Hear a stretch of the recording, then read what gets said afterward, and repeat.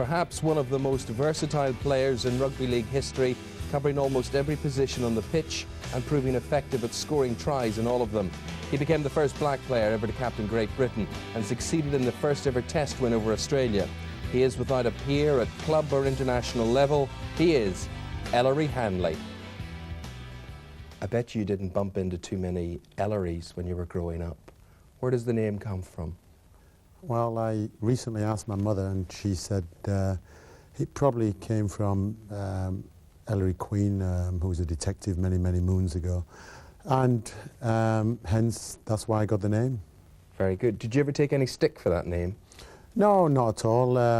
Probably I got the old Hillary and celery and Hillary celery, that kind of stuff. But generally speaking, it was all light-humoured and it's been a great name for myself and for the family too as well. Yeah. Where was home? Where did you grow up? Where were you born? Well, I first started growing up in Leeds, in a place called Scotthall, and went from there on to Foxwood School, St Matthew's School, my junior school and everything, and then took up rugby league and also playing soccer as well at the same time. And which did you prefer at that stage? Well, to be quite truthful, Eamon, I enjoyed both of them. They were both active sports, they were very, very different, as we all know.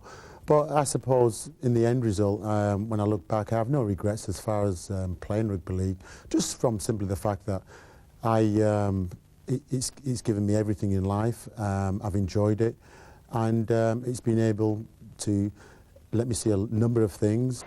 Cap. Edwards noticed launching Hanley from out wide. He's here again. He's going to go himself. He does. Oh, straight through 3 tackles. Was it very part and parcel of growing up in Yorkshire? I mean, was it quite prevalent, rugby league? Well, it wasn't at that particular time. It started to explode now. The game's just taken off in leaps and folds now. But one of the things as far as rugby league's concerned, it's one of the greatest games and it's probably watched by a very minority amount of people, which is probably a shame. But I think in the very near future it's going to continue to develop and grow as well, because it is such a spectacular sport. It's great telesport, great excitement, the speed with it. And well, yeah, there's all that too as well, Eamon, but one of the great things about rugby league is that there's action, and it's action-packed through for the whole 80 minutes. Yeah. Were you action-packed throughout your whole life? I remember you used to pick up these Man of Steel awards quite regularly. As a youngster, were you tough? I wouldn't say that I was particularly tough, but one thing I knew for sure, though, Eamon, was that I was never going to be bullied by anybody, and whatever I did, I was going to do it to the best of my ability. I think that held me in good stead later on in life as far as playing sport was concerned, just from the fact that I knew what I wanted in life and I wanted to succeed in life, and I wanted to achieve those goals, and I just knew that I knew that I had to have a dedication, and I had to strive for those things and make some sacrifices too as well. So what was your strength when it came to rugby league? I mean, people call you the complete player. You certainly were versatile. What do you think you brought to the game that others hadn't got? I think, to be fair, really, to put that into context, really, I think really you've got to look at the sides I've played with. I was very privileged as a player, and I think one of the things I'll never ever forget, I've played with some tremendous footballers and some footballers who have never been recognised, but in my eyes who have been great footballers.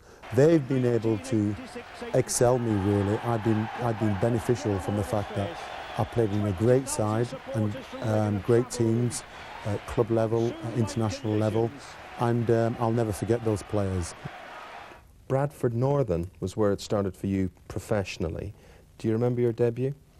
Yes, I do really. All I wanted to do when I got out in the football paddock was score tries and just enjoy the game. Redfern, Hanley.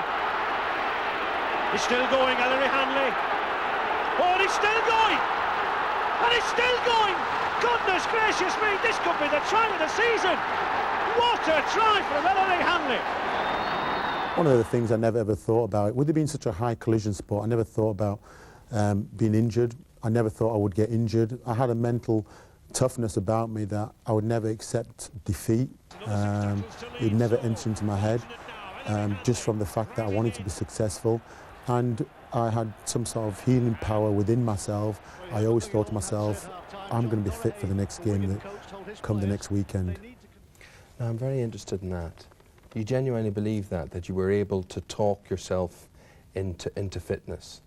Well, it wasn't a case of talking myself into fitness. I just had a belief about myself that no matter what happened to me on the football field, first of all, I wouldn't show any of the opposition that I was ever hurt. I grew in stature like that. And oh, you see, that I would cry. It would be all over me. If somebody kicked me in the shin, that would be it. Yeah, well... You bit your lip. I think that's one of the things, what's great about the human beings, really. We're all different, and we're all built up differently, and we all have different tolerances towards pain. And obviously I suffered pain during the course of my period of time on the football field as well. Yeah. But one of the things I tried to make sure happened on the football field was that nobody ever saw that pain. I just got up, rubbed myself down, and got on with the football game again. See, you sound almost, I don't know, I mean, it's not human, it's not, I mean, the dedication, the drive, you're so centred on things. Your first season at Bradford Northern there, you were the top points and try scorer as well. It's all too good to be true, isn't it?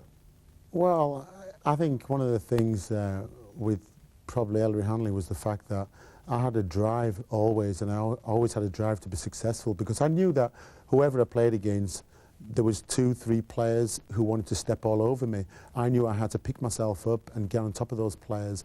And the desire was there every single week, and I think the desire came from the fact that I enjoyed what I did, and I enjoyed it to the maximum.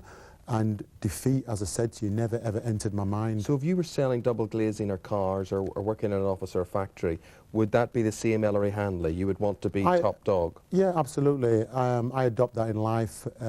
Whatever I may do, whether I'm playing tiddlywinks or whether I'm playing a game of chess or a game of squash, I always want to make sure that I'm successful at that game and that I play to the best of my ability.